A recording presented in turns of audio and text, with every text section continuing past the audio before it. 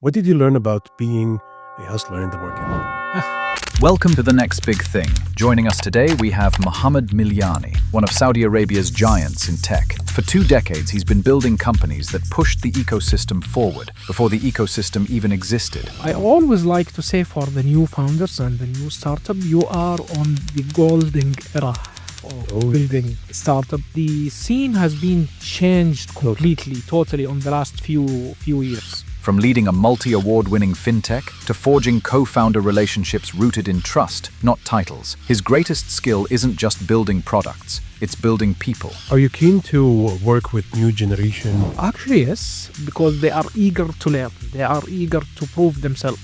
It's about culture fit and culture add. How to complete each other? How to complete each other and to make sure that you have the same vision. That's a good one. Okay? In this episode, we explore his hustler mindset, how he builds resilient partnerships, and what it takes to create a culture that truly thrives. I don't like the standard way of doing things. During that time, I got 2 replies from Steve Jobs on my email. You're such a famous guy, Mohammed. No one knows about it. Welcome, Mohammed. Welcome, Hasan. How are you? How's everything? All is good. All is good. Good.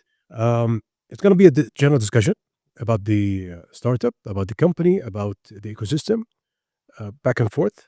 We'll discuss about some non-sensitive issues or points related to the ecosystem and sensitive as well. But let's go back to the history of Mohammed since the childhood. Tell me more about you, yourself, your education, your background.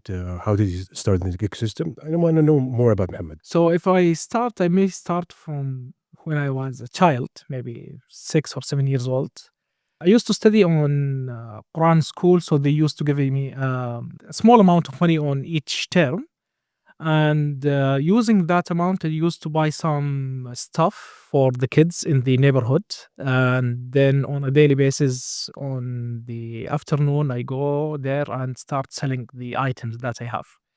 And I stayed doing that during maybe 7 or 8 years. And I gained a lot of experience at that time. And the good things, my family support me actually to do this. And at that time, I was really excited about the computers, and I used to play a lot on my father's computer at that time, and broke it several times. Happens a lot. And he was supported, actually, supporting me to Enabler from the beginning, huh? exactly. And with the first internet wave when it appeared on Saudi, I remember that when I was on high school. When I saw the website, I was wondering how I can make my own email at my own domain. And I started doing that. And from doing that, I started doing the same for many other people around me. And at that time, I started as a freelancer. That was back in the 90s? Early 2000s. Yes.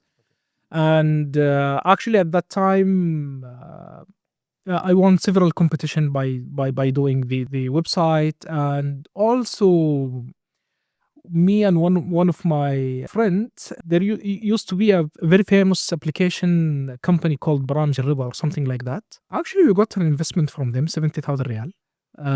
Totally early investment, huh?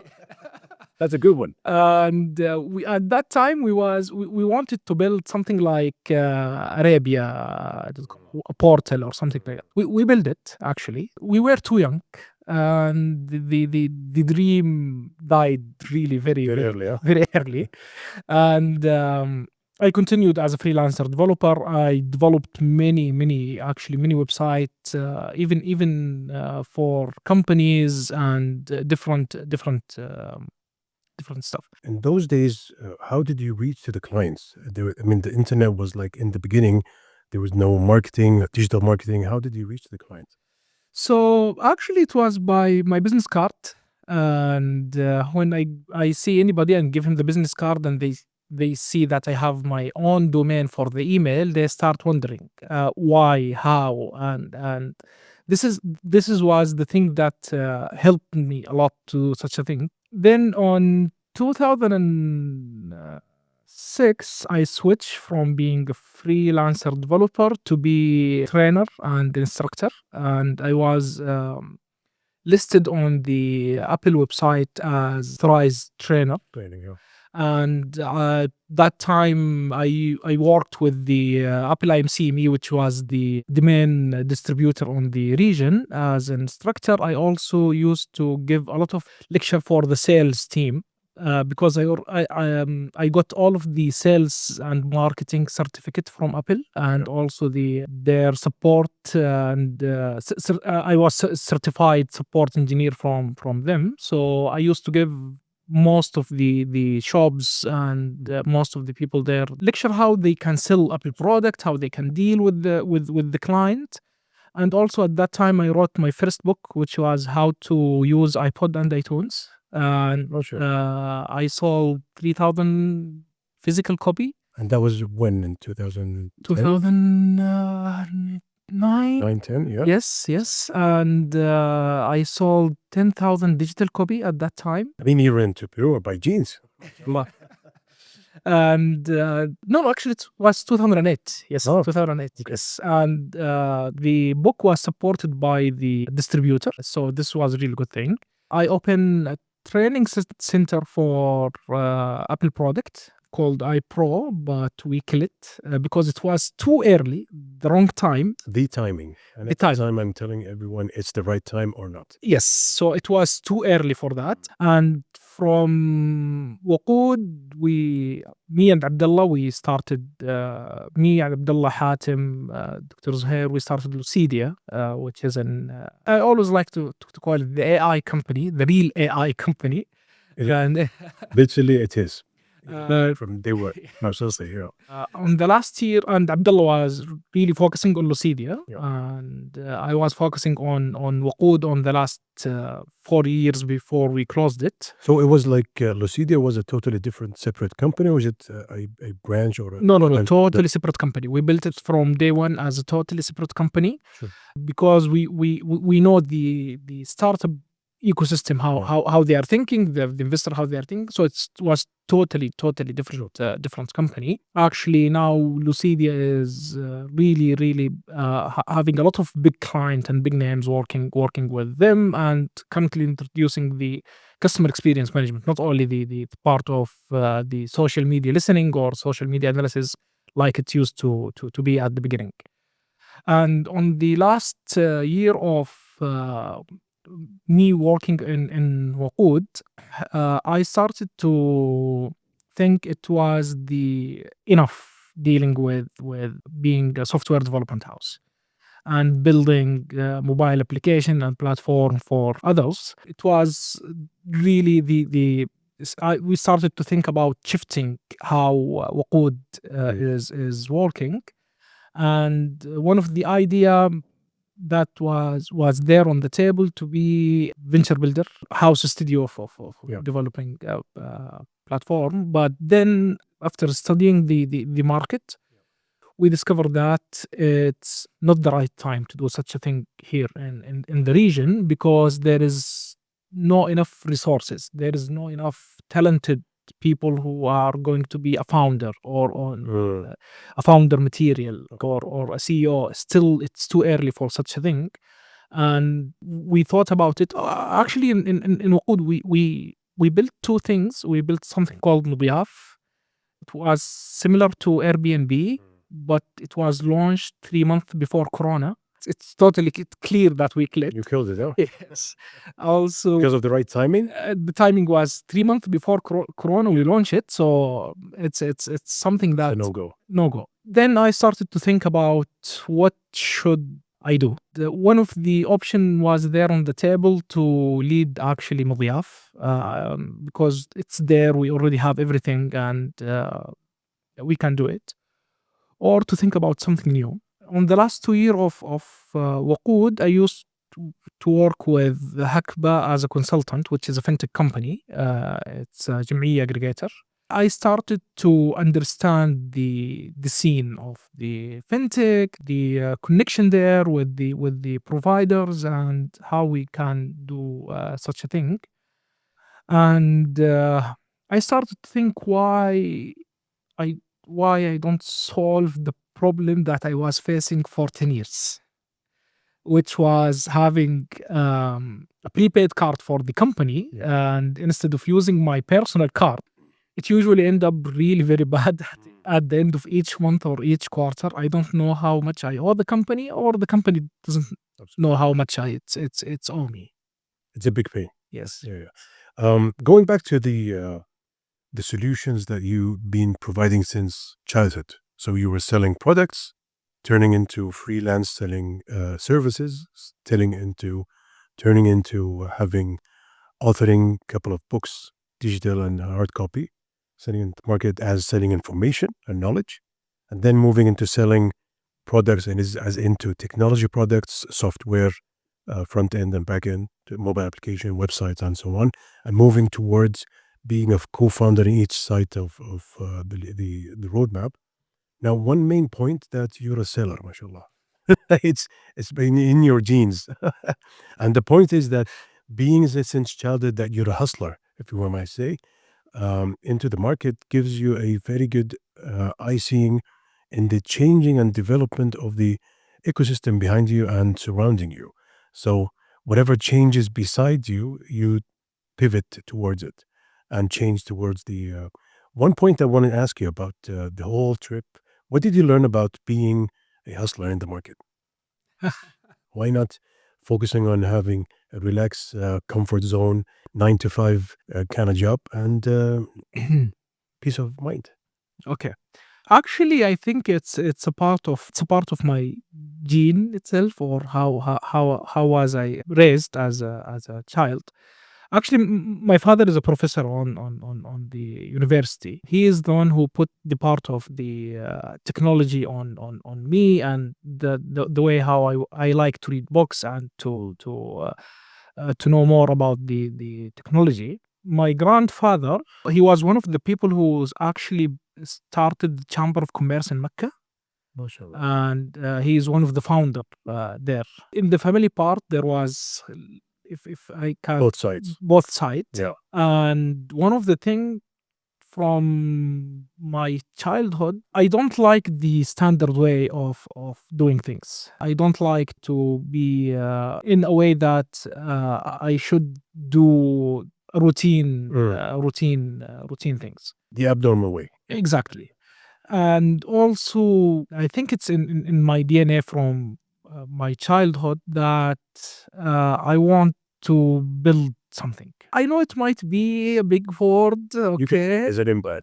okay, but I want to leave an actually impact, I guess, yeah. a legacy, impact, something like that. So that's why I wrote 3 books. And one of the things, maybe I didn't say it, but I wrote more than 3,000 article on my blog.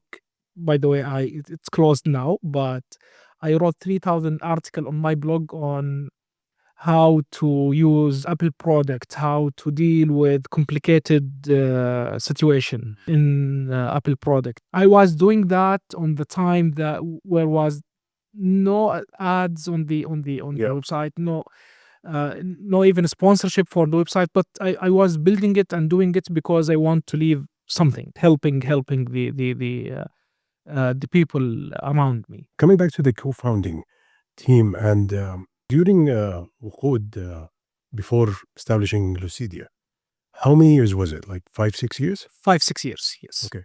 So during that time, what was the challenges that you found about you and Abdullah along the way, along the journey that you, challenged, and Let me tell you something, and I don't think it will work again, and I don't think it's really something easy to work with any co-founder.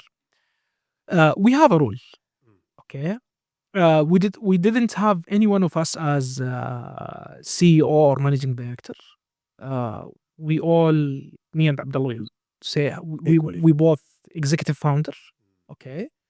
And our rule that we had to agree on every decision, Anything, everything. everything. If one of us is against doing this, we will not do it, okay?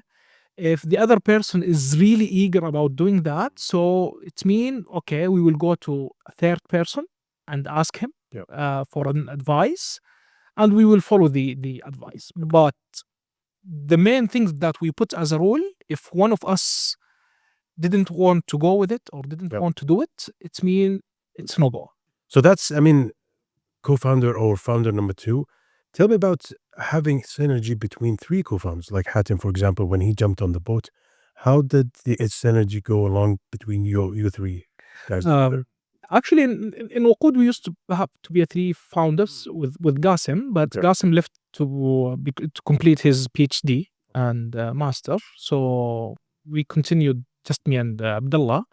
Then in Lucidiya, we have Hatem with us, and it was the really important thing about having a co-founder, and is when you face a real obstacle or the challenge. Absolutely. When the challenges start to appear, the true personality of the founder will The whole mask is like exactly the real internal person will show off. exactly. When we face a problem, we face anything, this is the right time to know that you have the good co-founder, yes or no. And we faced a lot in Lucidia, and we met a lot during a specific era or specific timing. And the good thing is, all of us, we wanted to have the same vision, the same way of having the company. So all of our decision was the same, beside any argument that is happening between us. But at the end of the day, we know how to Fix it and fix it and to I mean, work us through real life example. I mean, usually it's not that simple. Usually when there's an argument, someone slams the door, someone breaks something, close something, cut something whatsoever. Usually that's the story. I mean, take us through what's the example. How much does it, time does it take? Is it instantly fixed, or is it coming back and forth trying to convince one another? So actually, here let me talk about my relationship with Yara. Okay, because it's So just to put it in phrase, Yara is the co-founder in Nqoodlet, and she joined like 1 year ago. After the founding of the Nqoodlet in a period of time, right? Yes. And actually, I used to be a mentor for Yara 3 years ago, and she used to have a startup called Siege Market. I used to mentor her a lot during that time through the Tech Champion program from the Ministry of Communication. Then she joined Ministry of Investment and worked there for 1 year. And one day I was talking with Abdullah, and I was telling him that I need someone to be with me, and it was a really tough time while fundraising, and it was during 2023 and 2024. It was really tough to raise something, and it was a time that I need someone really to be there and to be with me. So me and Abdullah started to think about who we can talk with or who we can bring on the table. Then he told me, listen, we met with Yara. I think you know her. I told him, yes, I know Yara, but I know she has a startup, and I don't think she will not join me in Nqoodlet. He told me, no, she's currently in Ministry of Investment, and we are considering to see if she can come with us. He told me, why you don't meet her? I told him that I know Yara, she's really very good, so I will do that. And I met her in actually it was in Ramadan, and I started to pitch Nqoodlet for her. I started to tell her about all of the problem that we was facing at that time, and I was really. So you began with the challenges first? Yes. And see the taxation process, the mentality, and how does it work? And also I wanted to see, because to have a co-founder at a time where everything is really tough on the startup, it's really something hard. It's nobody will join at the war time. No way. Okay, so either Very difficult one. yes, either it's from the beginning or either when the startup is really in a good place. So literally, I mean, headhunting for a job, that's difficult. An expert, that's more difficult. I mean, searching for a founder or co-founder, that's more like difficult. But in the challenging situation, that's impossible. Exactly. So you're in the bottom line of the worst scenario. So within less than 1 week, we met several times. Then she called me and told me, Milyani, listen, I am totally in from the first time that we met, but I was trying to be a little bit hard to get. Okay. She was laughing actually. That's the fifth one. Okay. But I'm in. So let's cut it and let's start. Let's do it. Let's do it. Yes. So she joined actually, and one of the things that me and Yara have in the relationship, almost every few weeks we got an argument, but it's an healthy argument. Now, that's one of the topics that I want to highlight on. Two things with Yara. One, how is it being, for the first time, having a co-founder, a female Saudi co-founder, Okay. and a young one? I know the difference in age, totally different mentality, different generation maybe. And you're coming, of course, with a background of technology and whatever you've done with the last 20 plus years. But also there's a different mindset in the new generation, and being a co-founder and a female in Saudi female. But how is it totally different than before? One of the things you might notice on the team in Nqoodlet, most of the team are from the young generation and with 1 to 2 year experience. Okay. Some of them might have 3 years experience or something like that. Do you have any different communication or style? The things about having different skills, different mindset, different age is really something I enjoy. That's a perfect word. Yes, because they always think in a way that wasn't on my mind. Yeah. They think about it from different point of view, and they challenge the things that I am saying. So for me, it's really something really very good to be challenged. Having Yara as a co-founder, even with the different age between us, is really something that I admire. It's helping Nqoodlet a lot to grow. Maybe one of the things also you might notice in Nqoodlet, I think 75% of our team is female. It was actually something happened by nature. It wasn't something that we was focusing on. So I will not start to say that it was You wanted to. we wanted to have 50% of female or something like that. No, because in the culture that we built in Nqoodlet is we will hire the based on competence, based on what exactly we need, regardless about the gender, regardless about anything else. So it's really about the mindset. Right. It's really about the culture fit and the culture add. Are you keen to work with new generation more than 5-10 years and plus experience in the market? Actually, yes. And why? Because they are eager to prove themselves. Actually, it's totally clear that I am a big fan of Apple and the school of Apple. And maybe one thing that I would like to say that during that time I got got 2 replies from Steve Jobs on my email. So it was really something that cool to have. So You had this empowerment internally. yes. The head of the Yes, and also I got reply this year from Tim Cook about. You're such a famous guy, Mohammed. So, No one knows about it.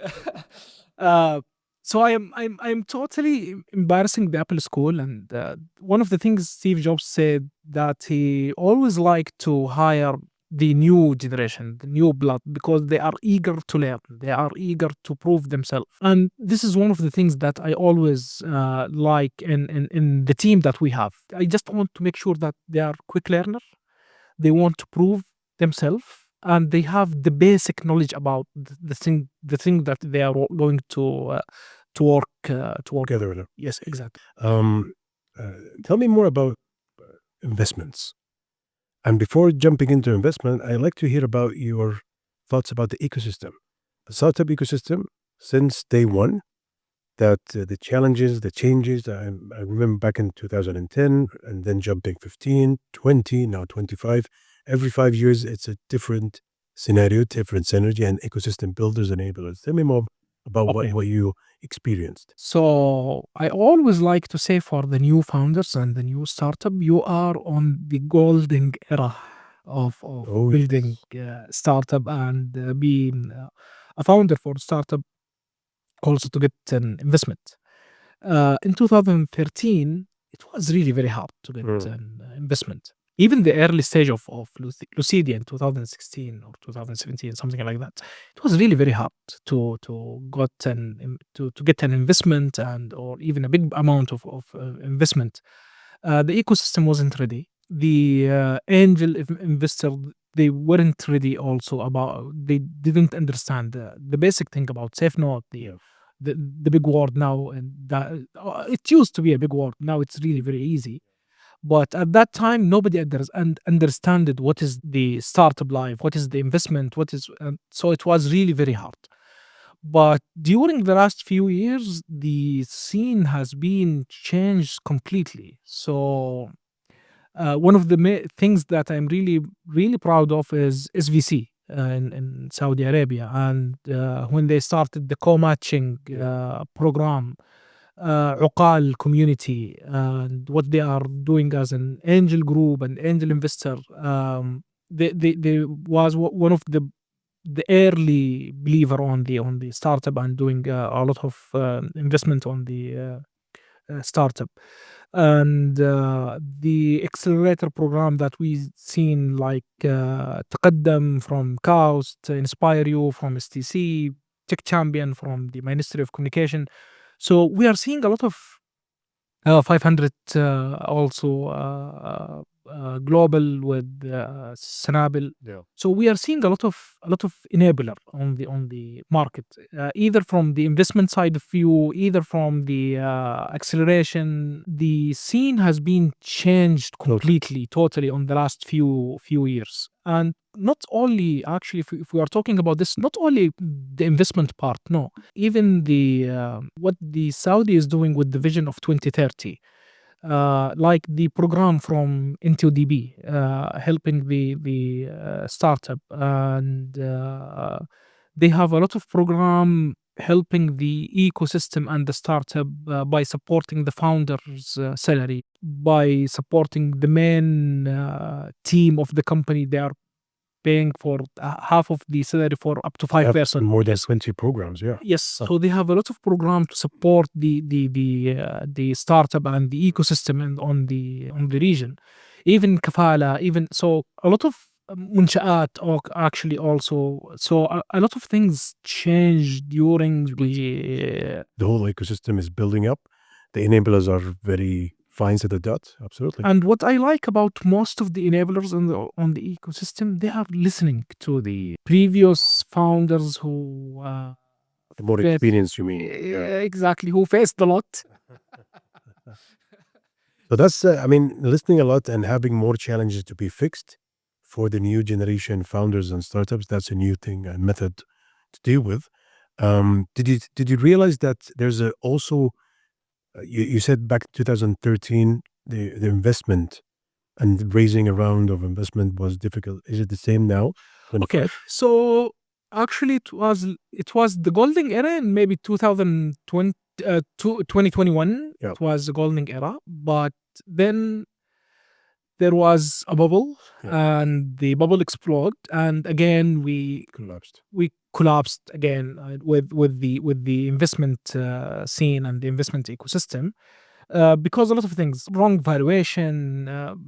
It was really some bad story there on the market. So in 2023, 2024, we are in a correction phase of the investment and the valuation and the scene on the investment on the market.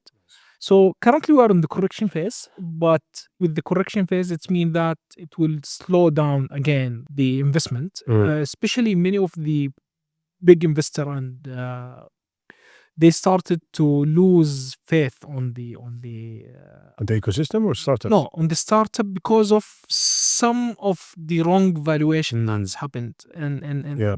Seeing a lot, the benchmark valuation is totally different that what the region or the country wants to realize. They're benchmarking against US or Japanese market, whatever. It doesn't make sense. Yes, exactly. So, but and this year actually, it's really becoming to Putting back again. rebound and back Nice, again. nice. But even though 2023, 2024 Yep. was really better than Totally different. Huh? totally different than 2013. But So we just closed an investment round, $3 million. yes, Tell me about it. What's the reason behind the round of investment? okay, it was on the time of the correction path on the market. Congrats. Thank you. Right. So the main reason behind the round is for our next phase of Nqoodlet. And we have it was led by WAD Investment and also with the contribution from 500 and Seed Holding. But one of the really important name that I would like to highlight is Omantel. Monter. Yes, Omantel is the telecommunication from Oman, and they are a big enabler there on the market. They have an innovation lab. They are investing a lot on the startup scene in Oman, and we will have a lot of collaboration between us and them to start introducing Nqoodlet to the Omani market because they are facing the same Challenges. Huh? same challenges. But that's a big jump from Saudi to Oman. Yes, and we will do it. The challenge, it's the same challenge, and the way we build the system from day one. One of the good things in Nqoodlet on every aspect, it was built with the full experience that I have on the past. Yeah, I will look a little bit old, 20 years maybe. So we build Nqoodlet in a way that Adaptable for any market, adaptable for, I will not say any market, I will say GCC market. which is fine, Okay. which is good. And we build it in a way that we can provide it to any country on GCC. It will really very easy for us from a technical point of view to enable it instantly. One of the things is we will have a partner there in Oman who will start taking care regarding So makes it much easier and accelerates faster. exactly. Nice. Nice. And one of the things that we are our aim from this investment round is to prepare us for the next phase of Nqoodlet and where we want to reach in the next 3 years as financial operating system, or something we call the CFO suite, by providing different products solving different problem of what are the SMEs are facing today on how they are managing their, I will not say only expense as we used to say in Qudlet, no, also to how they are going to deal with their financial cycle, complete financial cycle. So we have on the next 3 years, we have 7 upcoming products. Each one of them will solve one piece of the puzzle of the financial cycle. Mohammed, the author, the founder, the co-founder as well, the hustler, if I may say, the seller and the marketeer.